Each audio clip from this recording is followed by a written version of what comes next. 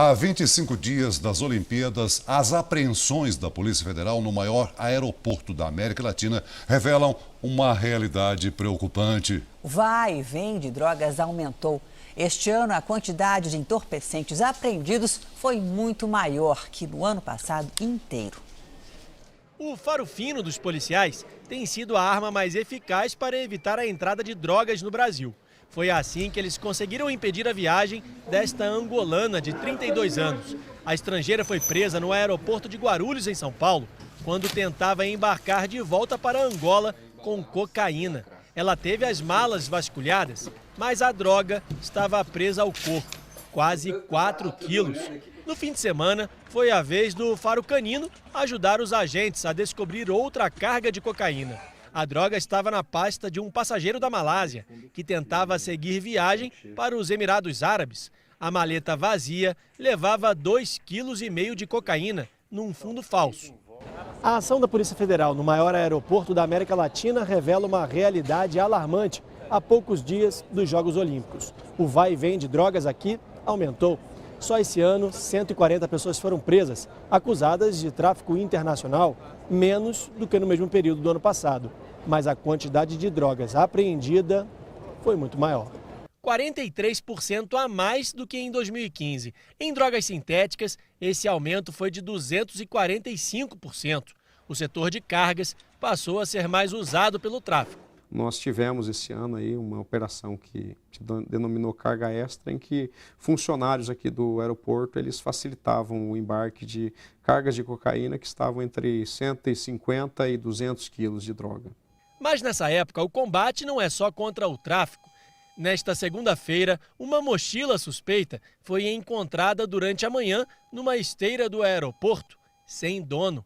A bagagem que veio do Cairo, no Egito, tinha inscrições em árabe. Havia um objeto com fios e material orgânico semelhante a uma bomba. Agentes do Grupo de Ações Táticas Especiais, o GAT, foram chamados e a mochila teve que ser explodida. A de hoje não tinha nada, mas havia indícios de que poderia ter. E nós não podemos relevar nenhum indício.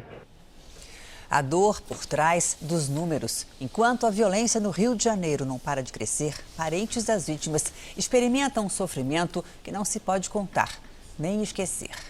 Seria mais um domingo como tantos outros. A diarista Cícera Rodrigues, de 38 anos, caminhava em direção à igreja, mas não conseguiu chegar. Foi morta por uma bala perdida. Horas depois, em outro ponto da cidade, mais uma atividade de rotina foi interrompida, atingindo a vida de outro inocente. Uma garota de 11 anos atravessava por esta passarela de pedestres na Avenida Brasil, uma das vias de acesso mais importantes para quem entra e sai do Rio, quando também foi atingida por uma bala perdida. A suspeita é que o tiro tenha vindo de um confronto entre policiais e bandidos no Complexo da Maré. A menina foi submetida a uma cirurgia e passa bem, mas por pouco não entrou para as estatísticas que têm apavorado os cariocas. De janeiro a maio deste ano, foram registrados 2.083 homicídios no estado do Rio, 250 a mais do que no mesmo período de 2015. A violência também bateu na porta da família de Roberto de Souza, que tinha 16 anos quando foi assassinado. Há 7 meses, ele estava em um carro com outros 4 jovens e voltavam de um parque. Mais de 100 disparos foram feitos em direção ao veículo. Os PMs acusados pela chacina respondem ao processo em liberdade. Parentes e amigos contam que a vida da mãe dele, dona Joselita, se transformou num grande sofrimento. Deixou de comer, ficou abatida. Teve pneumonia e anemia e não resistiu.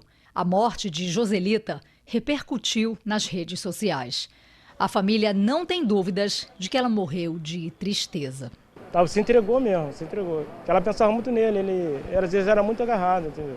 Era muito unido, então ela sentiu bastante, foi um baque forte.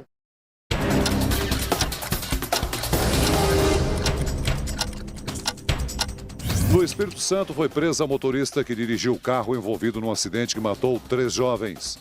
O veículo caiu de uma ponte em Vila Velha no fim de semana. Maiara Azevedo admitiu ter bebido antes de dirigir. 4 assaltantes morreram durante um confronto com policiais em Pernambuco. O grupo chegou de táxi em Buenos Aires, na Zona da Mata, para roubar um banco. Depois de explodir os caixas eletrônicos, os ladrões foram cercados pelos PMs. O Ministério Público de São Paulo denunciou por improbidade administrativa 9 pessoas, entre elas o atual e o ex-secretário de Transportes Metropolitanos do governo Alckmin e 6 ex-presidentes do metrô. A acusação se refere à compra de 26 trens novos que estão abandonados há mais de 2 anos. A mulher do deputado federal Eli Correia Filho, do DEM, teve os bens bloqueados. Há uma suspeita de que um terreno que pertence a ela tenha sido desapropriado para obras no anel viário com valor acima do mercado. A Justiça de São Paulo pediu que fossem devolvidos mais de 30 milhões de reais em abril, mas até agora o dinheiro não foi entregue. Enquanto os trabalhadores executam a obra no trecho norte do Rodoanel em Guarulhos, na Grande São Paulo, o Ministério Público investiga um esquema ilegal. Terrenos teriam sido supervalorizados no processo de desapropriação da região. Uma fraude que pode ter causado um prejuízo de R$ 1.300.000 aos cofres públicos. Uma das áreas sob suspeita tem 151 mil metros quadrados e é de propriedade da empresa que funciona neste prédio, a Empreendimentos Imobiliários Quadra de Ás. Uma das donas do negócio é Francislene Assis de Almeida Correia, mulher do deputado federal Eli Correia Filho, do DEM. A suspeita é que peritos judiciais tenham superavaliado o terreno. A Justiça mandou bloquear as contas bancárias da mulher do deputado federal Eli Correia Filho e de uma empresa de propriedade da família dela. Inicialmente, o valor da área foi estimado em quase 5 milhões de reais pelo governo. Os proprietários contestaram essa avaliação na Justiça. Uma perícia judicial feita no local avaliou o terreno em 37 milhões de reais, quase 8 vezes o que havia sido proposto pelo governo. Em 2014, a Justiça autorizou a Quadra de Ás a sacar 80% desse valor, o equivalente a 31 milhões e meio de reais, depositados em juízo. Mas agora, como os indícios de supervalorização do terreno vieram à tona, um juiz de Guarulhos determinou em abril deste ano que a mulher de Eli Correia Filho devolvesse o dinheiro, o que até o momento não foi feito. O advogado de Francislene Assis de Almeida Correia não quis gravar entrevista, mas informou que foi notificado hoje do bloqueio bancário de sua cliente e que pretende recorrer da decisão. Ele disse ainda que o dinheiro sacado já foi gasto e que a esposa de Eli Correia Filho não tem recursos para a devolução solicitada pela Justiça. Contra a corrupção deste país. Procuramos o deputado no Congresso em Brasília. O gabinete dele estava com as portas trancadas e nenhum funcionário estava trabalhando no local. O contraventor Carlinhos Cachoeiro, o empreiteiro Fernando Cavendish e mais 3 detidos na Operação Saqueador deixaram o presídio de Bangu 8, no Rio de Janeiro. Eles já tinham autorização para prisão domiciliar, mas por falta de tornozeleiras, continuavam na cadeia. Agora a Justiça determinou que eles deixem a prisão mesmo assim, mas serão monitorados por agentes da Polícia Federal. A Procuradoria-Geral da República vai recorrer da decisão ao STF. Eles são investigados pelo desvio de 370 milhões de reais de obras públicas. A menos de um mês para as Olimpíadas do Rio, a seleção feminina de vôlei mantém a boa fase para buscar o tricampeonato olímpico.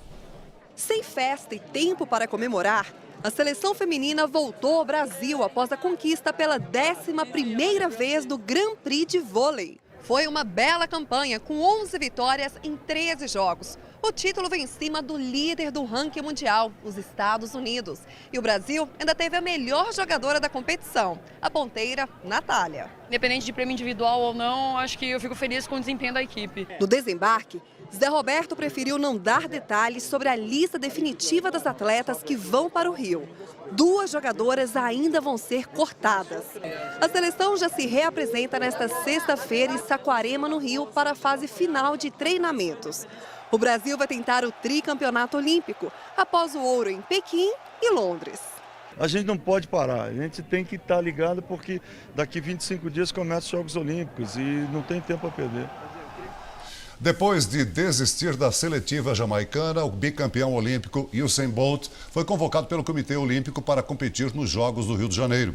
O homem mais rápido do mundo vai disputar os 100, 200 metros e o revezamento 4 por 100. Na semana que vem, Bolt vai ter que mostrar que está recuperado da lesão na coxa. Ele vai participar da etapa de Londres da Liga Diamante de Atletismo.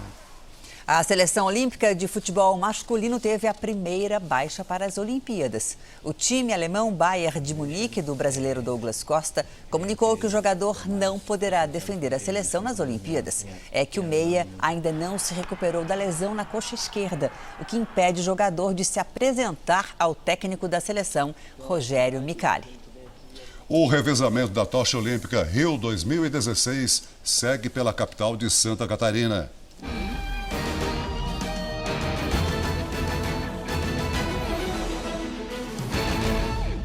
A chama olímpica passeou nesta segunda-feira pelo mar de Florianópolis. Ela foi conduzida pelo remador Anderson Nossetti, medalhista em Copa do Mundo, e do remo para o barco à vela de Bruno Fontes. O velejador já participou de 2 edições dos Jogos em Pequim, em 2008, e em Londres, 2012. Record, emissora oficial dos Jogos Olímpicos, Rio 2016. Um incêndio levou embora parte da mata que cobria o Parque Estadual da Serra do Tabuleiro, em Santa Catarina. Foram 2 dias de trabalho para apagar o fogo. Helicópteros levaram água das lagoas da região para jogar sobre as chamas. A queimada destruiu uma área equivalente a 40 campos de futebol. A causa do incêndio ainda está sendo investigada. Quem nunca se julgou capaz de dirigir depois de beber um pouco? Pois é. Essa é uma das principais causas de mortes no trânsito. Na primeira reportagem da nossa série especial, um casal que foi surpreendido por um motorista bêbado numa rodovia. E o caso da mãe e filha que foram atropeladas e mortas na calçada.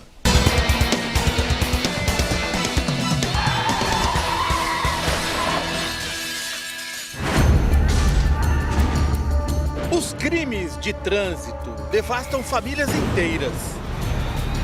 O susto, o luto, a dor. Difícil conviver com mortes tão inesperadas.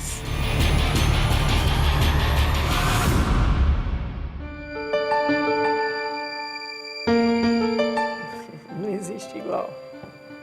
Não é porque ele morreu, não. Que nem nos meus sogros, a gente não perdeu um filho, a gente perdeu o pai. Porque é ele que cuidava da gente, ele... Eu tive uma irmã que, pra mim, hoje, sinto muita falta. Até peço desculpa por chorar, porque eu não toco nesse assunto, muito raro. As irmãs Carol e Jaqueline se divertem numa praia de Bertioga, no litoral paulista.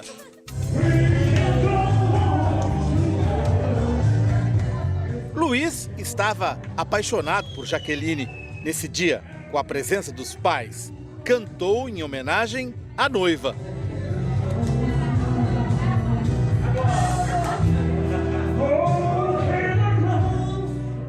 Estavam começando a montar a vida deles, né?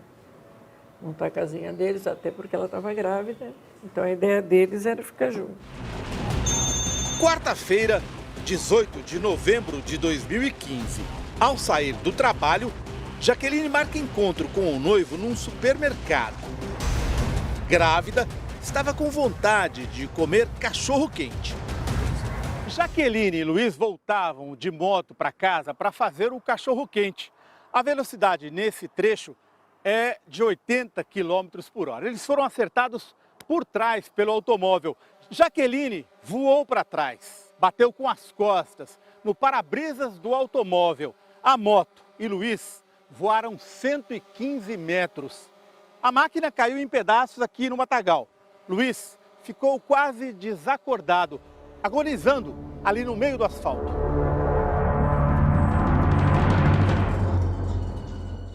Eu passo por lá todos os dias, né? Tanto que eu pretendo até ir embora do bairro e mais lá para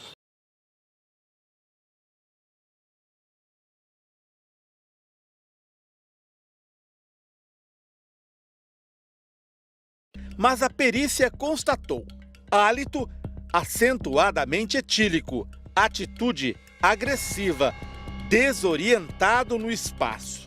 Está embriagado? Sim. O delegado que registrou o caso apreendeu a carteira de Papacena Neto e arbitrou fiança de R$20 mil para colocar o motorista em liberdade. Quando eu fiquei sabendo que na mesma noite ele foi liberado, que ele tinha pagado a fiança, eu só consegui imaginar como assim. Aconteceu o acidente faz tantas horas e o cara já está liberado. Na hora que eu estava enterrando a minha filha, ele estava saindo da porta da delegacia, da porta da frente. Há situações semelhantes em que não é arbitrado fiança. Nesse caso específico foi, por entendimento do delegado. Não sendo arbitrada a fiança, ele estaria preso ainda? Estaria. O que assustou a família de Luiz é que o motorista tinha tudo para saber o risco de dirigir embriagado. O cara consciente, porque além dele ser advogado, ele era corredor de rally. Navegador de rally. Tem ele é um vários cara prêmios. Que sabe que não pode beber e dirigir. Vocês ficariam surpresos se a gente conseguisse filmá-lo dirigindo? Hoje? Acho que não. A senhora ficaria revoltada? Sim. Nosso produtor encontrou o homem acusado de matar 2 pessoas enquanto dirigia embriagado. Apesar da carteira apreendida, José Papacena Neto continua dirigindo em São Paulo como se nada tivesse acontecido. Eu queria falar com o seu José Papacena. Ele não está? Que horas que ele retorna, hein? Olha, eu não sei. Sentimento é só revolta.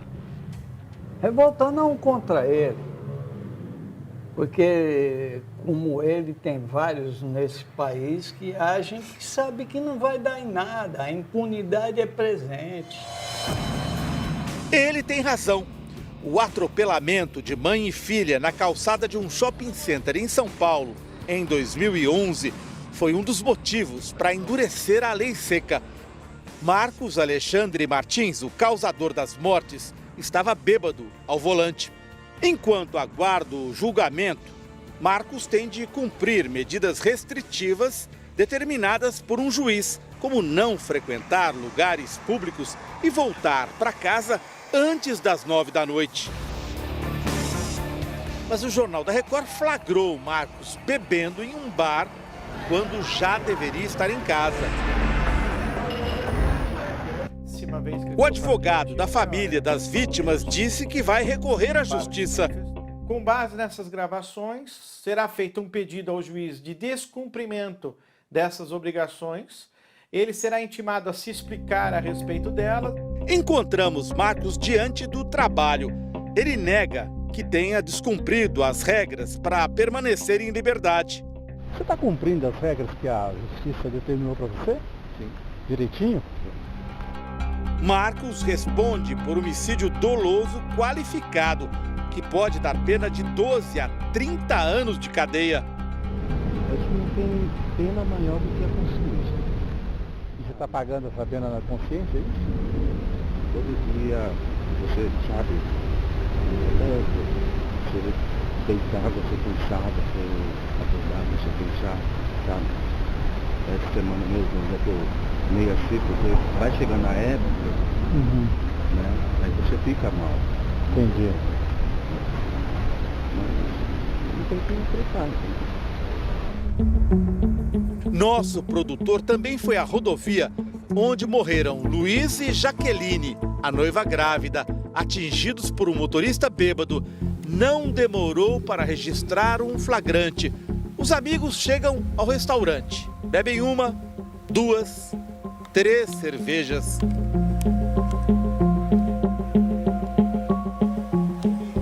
O motorista sai tranquilamente, entra no automóvel, chega a deixar o carro morrer e segue para pegar a estrada. Este é um dos motivos para a estatística sombria.